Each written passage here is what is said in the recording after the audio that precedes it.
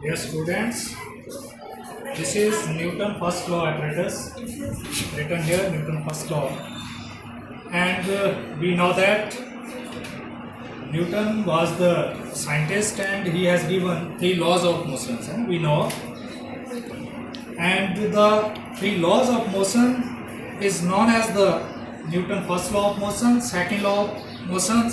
This is Newton second law of motions apparatus, and this one is Newton third law. First of all, we will discuss about the Newton first law of motion. Okay, what is Newton first law of motion? We know that if we are not applying force from outside, if we are not applying external force, then there is no movement in the object, है ना?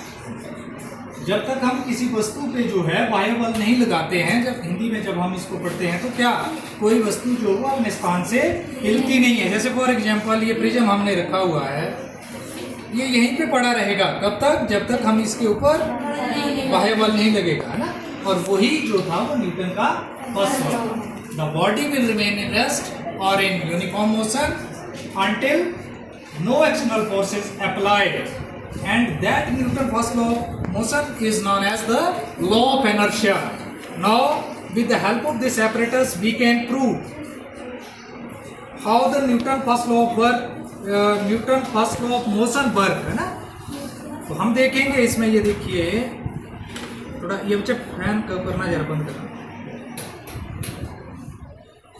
ये देखिए ये हमारा Newton first law of motion कैसे काम करता है, लॉ ऑफ इनर्शिया कैसे बोलते हैं।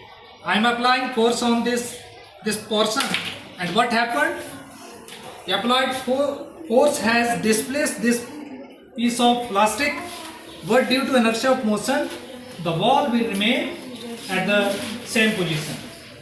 That's why the wall will not move in forward directions, but plate जो है वो आगे विस्थापित हो रही है। फिर देखते हैं एक बार इसको करते हैं, देखिए किस तरह से काम करता है। ये जो है ये एक प्लेट है, इसके ऊपर हमने इसको रखा और हमने क्या करा, प्लेट को धक्का मारा, प्लेट को धक्का मारा तो प्लेट तो आगे गई बट बॉल जो है वो आगे नहीं गया।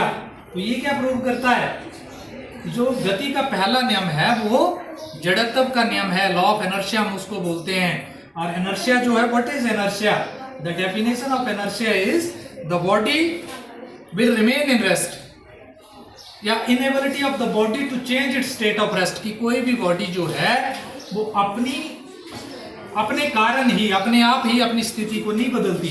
वही बात आ गई, कब बदलती है, when we applied external force, है ना। तो ये था, ये गति का पहला नियम था जो आज हमने लैब में जो है वो सीखा है इस एपरेटस के हेल्प से, है ना। अब आगे जो हम ये न्यूटन का सेकंड लॉ है कैसे काम करता है, क्या डेफिनेशन है, इसको हम अगले लेक्चर में करेंगे। ठीक है, थैंक यू वेरी मच।